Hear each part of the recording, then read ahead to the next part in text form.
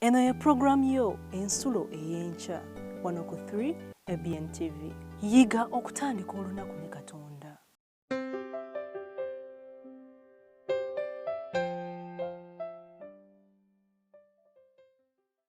Mu bigambo bya Mukama waffe mu Matayo essula 7:12 Mukama waffe ayogera ebigambo bino. Kale byonna bye mwagala okubakoleranga mmwe mubikolenga bo bwe mutyo, kubanga ekyo ge mateeka ne bannabbi. Olunyiriri luno lutuyigiriza ki? Olunyiriri luno lutuyigiriza nti kyesaagala bankole sandikyagaliza kukikola muganda wange oba mukwano gwange.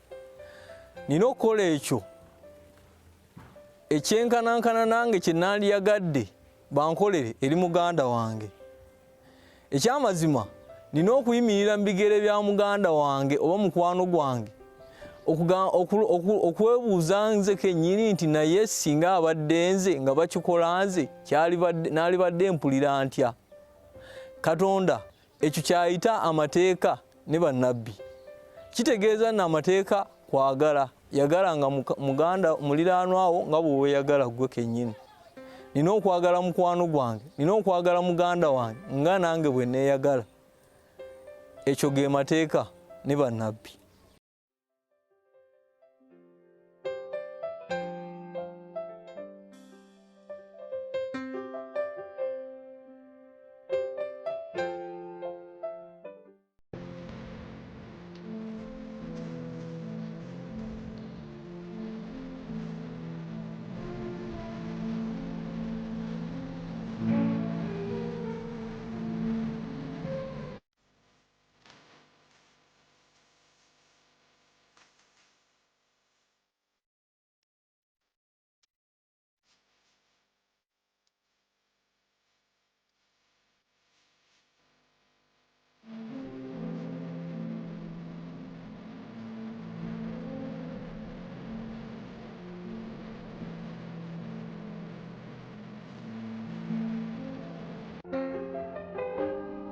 Atenderezebwe Mukama kubanga awulidde bye musaba.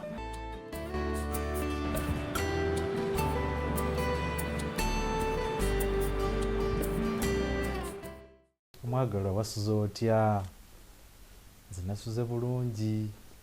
Twagala okwebaza Mukama nti ffenna akyatukuumye, atugabiridde, atufaako. Ekyo nno kikulu bulijjo okwebaza Mukama.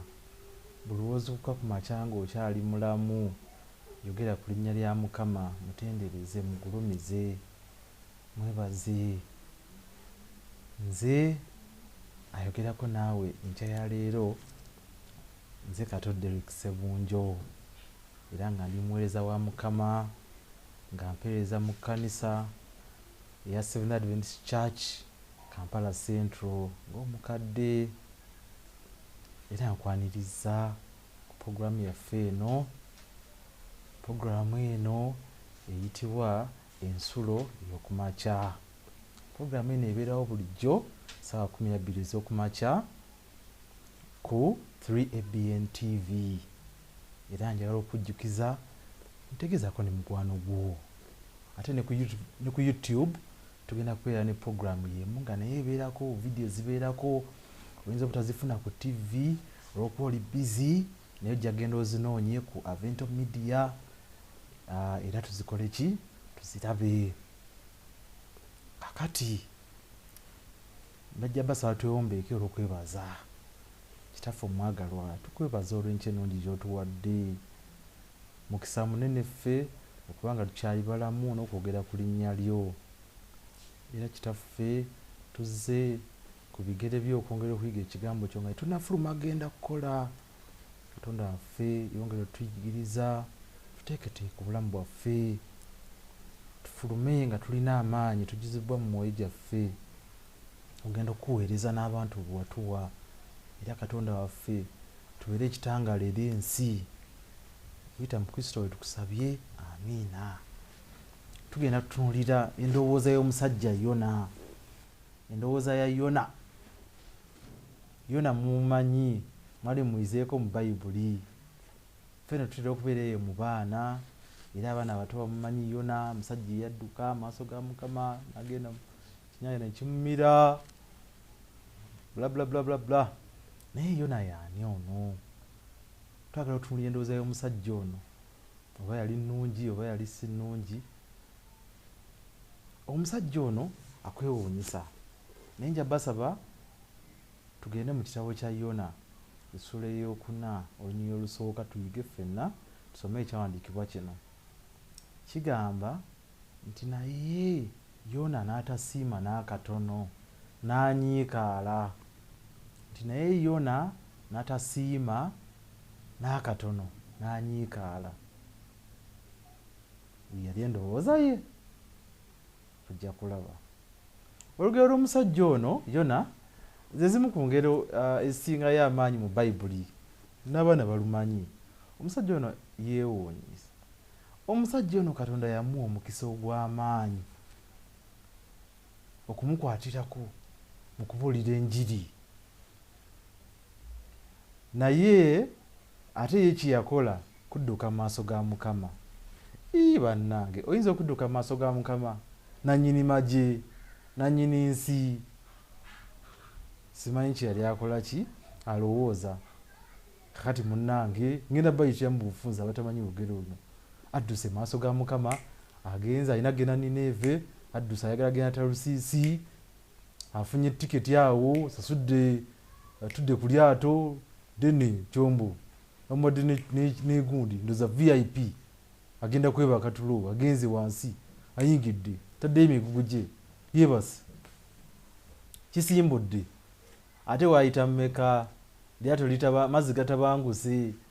Mwabali baddeyo ku mazzi ne gatabanguka mukitegeera. Oyinza okwagala omusajja asibe eryato obuukemu naye ogenda kubuukamu olagewa era ojja kukola ki kubbira. Munnange basajja bali ku lyato mazzi gatabanguse gatabuse bagalangatanye bagenze eno bakoze kiki balowooza ebintu bingi nnyo awo beekebedde bakasusa ebintu mu mazzi. Omanye amazzi bwe gatabanguka ekisookera ddala kukola ki kukendeeza ku buzito bwa lyato. Okukendeeza ku buzito obwo tutandika n'ebintu ebizito obanga olinako ensawo za sukaali tutandika n'ezo ne tukola ki tukasuka mu mazzi mu bulumi obw'ekitalo of course kubanga munnange abasuubuzi basinga okukozesa amaki amazzi yadde kwirako n'abatambuza abalala naye bonna abeera n'emigugu bakasusa ebintu mu mazzi lyato ligaanye amazzi gongera kutabanguka omuyaga mungi ku mazzi tebategeera kigenda mu maaso bali awo kakati bagize tukuba akalulu naye nti banakuba akalulu bagenze basanze bonna bazuukuse. Omanye amazzi bwe gatabuka buli muntu yenna akola ki kikwewuunyisa nti omusajja ono yali yeebase ng'ennyanja etabuse yeebaka tulo kiwebaka ki era omukapiteni w'eryato agenze wansi amusanze yeebase amubuuza gwe ssebo nowebaka mu kiseera kino ng'eryato ennyanja etabuse weebaka ki zuukuka mangu. Bamuzuukusizza bamubuuza gwani oli wa ggwanga ki ovaawa olagawa Katonda wo yaani bibuuzo bingi awo wakati mu muyaga bagizaawo abasajja bagaa tukuba akalulu bannange tulabe oba kyavaawo simanyi waki mu bintu byonna balowooza okukuba akalulu. Bakubya akalulu kagudde kwani ku Yona musajja waffe. Yona ye akola ki yali amanyi era bamubuuzizza nti bannange nze musajja muki Mwebbulaniya era nsinza Katonda omuki era ntya Katonda omuki omulamu Katonda nannyini iggulu neki n'ensi nti musajja ne batya kati tugenda kukola tutya musajja gwe nti kiri simpo munsuule muki mu mazzi nti musajja bali awo batidde basajja tebakikola ki tebakitegeera era ku nkomerero yabwe bakoze eki bamusudde mu mazzi ng'akola ki ye Katonda waffe nga yategese dda transport ye okukola ki okutwala omusajja ono ate waayita mbale ekinyanja nga kikola ki kimumira ngezaako kuyita mu bufunze okutuuka ku kinyusi njagala okukola ki okugyayo mu kyogwiga kyaffe ekinyanja kimumira naku 3 ali omwa bw'asaba Katonda bweyegayirira paka nga kimutuusiza gye yalina okukola ki okulaga Nineve. Kakati ekibuga Nineve kyali kijjudde abantu abagwenyufu aba buli kika kyonna era Mukama nga ayagala okukola ki okulokola abantu abo naye nga alina okuyita mwani musajja ono okutuuka ku bantu abo abategeeze amawulire amalungi abategeeze nti byebakola si biki si birungi mu maaso ga Mukama era bwe batakyusa bajja kuzikirira. Naye Yona n'asalawo n'akola ki n'adduka bwayitibwa Katonda era of course ekinyanja nga kimwandula ennaku 3 ku ttale atuuse ewe Nineve era yakola omulimu. Yona bwe yatuuka e Nineve yalabula abantu b'e Nineve ku musango gwali gubindabinda. Munange n'ekyewuunyisa abantu b'e Nineve baali bagwenyufu ekigenze ewala nga leero tulina abantu abagwenyufu mu nsi muno tulina obugwenyufu bwonna tewali kyali Nineve kitali wano leero. Enjawulo kiki ntono nga bwe baali abagwenyufu ne leero ensi yakola ki yagwenyuka. Naye ekikwewuunyisa omusajja ono yafaayo nnyo n'abuulira n'ategeeza abantu n'atambula kitundu ku kitundu bategeezezza bannange mwenenye bannange mukole eki bannange mulokoke. Era nga leero tulina baganda baffe abagezzaako okutegeeza amawulire amalungi eri abantu tubasanga ku makubo ne tubayisaamu amaaso balina emizindaalo boogera bannange mwenenye mulokoke Mukama agenda kubazikiriza muve mu kibi mukomewo eri Mukama. Mukama yabatonda nga muli bantu be era ayagala balokola. Naye nga abantu bakyagenda mu maaso n'okweyisa nga bwe bakola ki bwe balaba era nga bwe kwali ku mulembe gwa Yona. Era tulina baganda baffe era bakola ki abakoze ekitundu kyabwe mbwesigwa. Of course eriyo n'abatakoze ekitundu kyabwe mbwesigwa mu kukola ki mu kutambuza amawulire ag'enjiri. Naye nze kino kye kinneewuunyisa nga tutunuulira endowooza ya Yona. Yona teyali musanyufu olw'okwenenya kw'abantu b'e Nineve. Kikwewuunyisa. Omusajja otaddemu obudde bwo n'amaanyi go gonna otegeeza abantu amawulire amalungi abantu beenenyezza bambadde ebibukutu egundi ebiziina bayesize basiibye basabye bakoodde Mukama abasonyiwe bakyuse bakomyewo eri Mukama ate gwe n'onakuwala bunakuwazi. Omusajja n'awulira okusaalirwa okutagambika okulaba nti abantu bakomyewo eri Mukama. Kyali kyewuunyisa endowooza nange nali sigitegeera. Abantu bakkiriza abantu bawonyezebwa ebibonerezo byabwe ekibonerezo kye bali bagenda okufuna okuva mu ggulu ekyokusaanyizibwawo Mukama abasaasidde ate gwe aleese amawulire amalungi n'onakuwala n'osaalirwa. Mutemulaba nno kyali kyakwewuunyisibwa kyewuunyisa nnyo.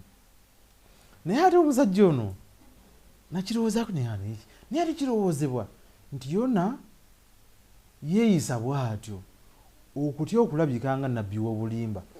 Omanyi yalowooza nti nno Mukama agenda kuzikiriza abantu bano kubanga enjiri gye bategeeza nti bannaye Mukama agenda okukola ki okubazikiriza. Ate Mukama waffe olw'okuba nti nno wakisa wakwagala wakusaasira okutagambika laba bwakola ki waddiramu abantu bano n'abasonyiwa. Mukwano gwaffe ono Yona ate n'akola ki n'anakuwala n'azimba omutima. Era kisoboka nti okubeera nti no kyava ku butayagaliza nti Yona yali tayagala bantu bano balokolebwe. Naye kisoboka okubeera nti Yona yalowooza nti abasuuli bano tebandigwanidde kubeerawo olw'okuba nti baali balabe ba Isirayiri ab'olwatu. Abasuuli n'Abayisirayiri baali tebalimu akambugu. Mawanga gaali abiri agatakola ki agatakolagana. Kisoboka okubeera eyo muganda wange nga naawe oli eyo naye ng'olina eggwanga lyotayagala lilokolebwe. ng'olina ekitundu ky'abantu ky'otayagala kikole ki kyekolebwe, kubanga enneeyisa yaabwe mu maaso g'ag'obuntu nga si nnungi. Era nga Mukama singa alirokola abantu bano, osanga naye wandibadde mu kifaananyi kya Yona, wandibadde mu kusalibwa okuyitirivu. Yona yali munyiivu nnyo eri Katonda nti yali asiimye obutazikiriza kibuga ekyali kijjudde abantu bwe batyo, abantu abaali ababbi, abatemu, abantu abasi, abantu abakumpanya, abakaba n'abenzi, bamalaaya, abantu abakoza akagiri, bannaabwe, n'ebintu byonna byonna byomanyi. Fujjo yonna bambi yona erina gw'okola ki gw'omanyi. Naye ate kikwewuunyisa nti ab'e Nineeve bwe beenenya, Katonda yabakola ki? Yabawonya. Yona n'anyiiga nnyo. Singa omutima gwa Yona gwali gussa kimu ne Katonda, yandibadde mu kusagambiza, yandibadde musanyufu nnyo olw'amakungula. Ekibuga kyonna kyonna abantu kabaka waabwe n'alagira omukulembeze waabwe, ffenna twenenye, teri kuddamu, teri kulya, teri kukola, tugenda kusiiba, twambale ebigundi ebiziina byaffe, tufukamire mu maaso ga Mukama, tweziri bange, tumukowoole. Mukama n'abawuliriza. Yona n'akola ki? Yandibadde musanyufu, kubanga Mukama omulimu gwe yali akoze gwali guvuddemu ebiki? Ebibala. Makungula gaali mangi. Singa twali tubatiza mu kiseera ekyo, singa yali abatiza, bandibatiza enkuyanja y'abaki? Y'abantu. Bandibatutena ku mazzi oba ku mugga omunene ne babatiza. Ekkanisa n'ekola ki? Nejjula abantu. Ensi n'etebenkera, abantu abadde abamenyi b'amateeka, abantu abadde abakola effujjo lyonna eritagambika, ng'ensi yonna ekoze eki? Tewali muntu agenda kukola ffujjo nate. Eggwanga lyonna nga lirina emirembe. Endowooza ya Yona etubikkulira nti n'abantu ba Katonda, gwe nange, oyinza okuba nga oli musumba, oyinza okuba nga oli mukadde wa kkanisa, oyinza okuba nga oli mubuulizi wa njiri, oli eyo lemmaani, le evangelist, oyinza okuba nga oli mu dinkoni, oyinza okuba nga oli departmental, oyinza okuba nga oli mu kiti kyonna kyogereko. Naye nga naawe oyinza okubeera n'omutima ng'ogwa Yona, mutima omukakali, nga onakuwalira abantu Mukama baakoze eki? Baakungudde okubajja mu nsi, baavubye mu kibi. Nagwe yandibadde omusanyufu. Mubadde n'omuntu ku kyalo muvubuka abadde mubbi, abadde motoka zammwe musula mweraliikirira, temwebaka, muli awo mweraliikirira abaana mutambula ekiro, mweraliikirira babba amasimu kutambula obudde nga buwungedde. Naye Mukama akedde ku makya, omuvubuka ono amuvubye, amuleese mu kkanisa, ate munakuwadde. Muyina endowooza ng'eyaani? Eya Yona. Omuvubuka ono alina kgenda mu kkomera. Omuvubuka ono ayinza okuba nga emmotoka yange lwe baagimenya, nabbako nambapuleeti yange yakola ki? Eyanziba. Alina kgenda mu kkomera, talina kukola ki? Tiyanolera mu kkanisa. Ne mumuboola. Muyinza okuba nga mulina omukyala abadde teeyisa bulungi ku kyalo, malaaya. Mukama n'akola ki? N'amulokola olw'ekisa ki? Azze mu kkanisa. Naye olw'okuba nti tulina endowooza ng'eya Yona, ne tunakuwalira omwana ono ayingidde mu kkanisa, ate mu kifo ky'okumulera n'okwongera okumutereeza n'okumubuulirira n'okugabana naye amawulire amalungi n'okumunyweza, ate ne tukola ki? Ne tumusindika, ne tumulumisa n'okubeera mu kkanisa. Oli n'abeera mu kkanisa myaka 10 naye nga tebayinza mukkiriza kuweereza nti lwaki buli linnya eryo lijja muweereza nti mugira mulindako erinnya eryo, mulindeeko, mugira mulindako, mugira mumuleka. Nti ate bannange alina nsonga ki nti omanyi kati omanyi kale ayinza okwesetaza abantu. Endowooza zaffe ng'abaki? Ng'abantu. Yona yandijjukidde okusaasira kwa Katonda okunene eri ye olw'okumulokola kubanga naye yajemera Mukama. Mukama akuwadde order, genda obulire enjiri ewa Nineve, ate gwogenze side ndala okuti side ndala. Mukama singa naye yamusaanyawo obulamu bwe kyanwadde kirungi, tekyanibadde kirungi. Naye Mukama olwokuba lino wakwagala wakusaasira eri ffenna aboonoonyi, Mukama yakola ki? Yamulokola. Hati singa omusajja ono yajjukira ekisa Mukama kye yamukolera, naye yanadde wa kisa eri abaki bannaffe bali ab'e Nineve. Kyangu nnyo ffe nga bwe mbategeezezza okutongoza abantu ng'ababbi ennyo, ng'abenzi, ng'abakaba abavubuka, ng'abalimba, ng'abakumpa. Nno so oluusi nga tubirulyana ku bantu balala ne tukola ki? Naffe ne tutongoza abantu abo nti bwe batyo bakola ki? Era tebalina kulokolebwa, tebalina kugenda mu bwakabaka bwa Katonda. Gy'obeera eggulu Mukama yalikolera ffeffekka. Endowooza eyo si ki? Si nnungi. Endowooza ey'okusalira abantu abalala ki? Omusango n'okubakomerera. Tusalidde omusango tukomeredde, genda okufe. Endowooza ya Yona gye yakola ki? Gye yalina. Naye singa tujjukira bulijjo nti Katonda naffe yatulokola mu bibi byaffe okuyita mu Yesu Kristo.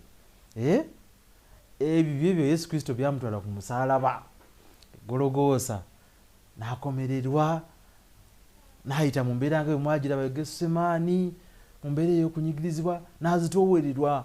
Kino kimuzitoowerera, ebibi byaffe ne muzitoowerera ku musaalaba, n'atuuka n'okukola ki? N'okufa. Naye Mukama n'amuzuukiza.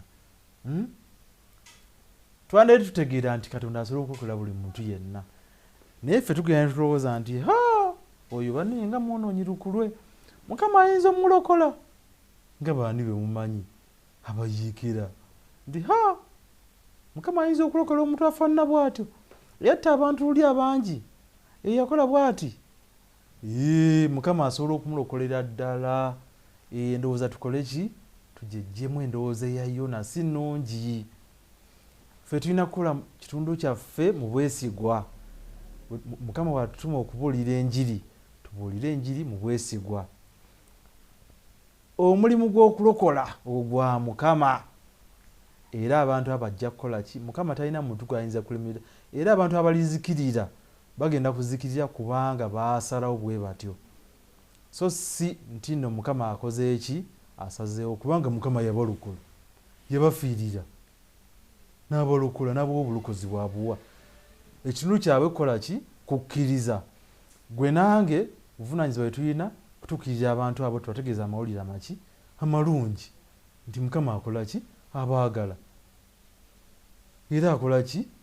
Abeetaaga mujje, ayagala balokola. Naye so si kola ki? Kubasalira musango nga Yona. Ekintu kirala tuyinza okwejjamu ffenna enkya ya leero mukwano gwange, kwejjamu endowooza eno ng'eya Yona. Endowooza si ki? Si nnungi. Abantu bonna Mukama yabatonda olw'ekigendererwa ba Mukama, era ekigendererwa kye bonna kubalokola. Ku lunaku luli ffenna Mukama atutwale mu bwakabaka obw'omu ggulu. Yatuteekerateekera ebifo bingi. Kati gwe oyagala kugenda wekka, ani agenda okubeera mu kifo kiri ekikuliraanye? Ffenna yatuteekerateekera ebifo byaki? Buli omu ku ffe alinayo ekifo kye mu bwakabaka obw'omu ggulu. Mukwano gwange, muganda wange, mwannyinaze, enkya ya leero nkukoowoola. Oyinza okuba nga oli eyo nga ku mulimu gy'okolera olinayo mukwano gwo gw'otakola ki? Gw'otayagala, temuli makambo go. Ayinza okuba nga alina engeri gye yakuyisaamu nga si nnungi. Ayinza okuba nga oba yakwagalira omwami, ayinza okuba oba yakubba ssente, ayinza okuba nga temwagabana ssente yakunyaga, nga yakumpanya ssente zo, ayinza okubeera oba katugambe gye tukolera eyo yakwogerako ebigambo bitali birungi. Obimanyi. Ayinza okubeera nga yakuyisa mu ngeri etali nnungi era nga wamusalira omusango nti omuntu oyo teyeetaaga na kulokolebwa. Tubalina n'abamu bannaffe gye tubeera eyo oluusi bateeka ne crusade. Oli n'anakuba naga lwaki bagiriise ku kyalo kyange, ngenda tandikirawo okusaggula abantu bano.